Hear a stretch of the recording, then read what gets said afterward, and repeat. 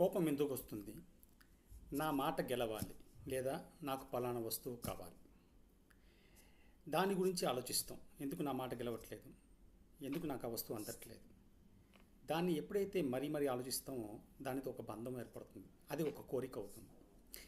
కోరిక అయినప్పుడు ఆ కోరికని తీర్చుకోవడానికి మనం ప్రయత్నిస్తాం. ఆ కోరిక తీరని పరిస్థితుల్లో అది కోపంగా అవుతుంది. మరి కోపం వచ్చినప్పుడు మనకు విచక్షణ కోల్పోతాం. దానివల్ల మనకు ఒక మతిమరుపు, దానివల్ల మన బుద్ధి మర్చిపోయి మనల్ని మనమే నాశనం చేసుకుంటాం. అందుకే తన కోపమే తన శత్రువు అని మనకు సుమతి శతకంలో చెప్పబడింది. కాబట్టి ఏదైనా ఒక వస్తువు, మనకి కాని వస్తువు, అంటే మనకు అందుబాటులో లేని వస్తువు నుంచి మరీ ఆలోచించకూడదు.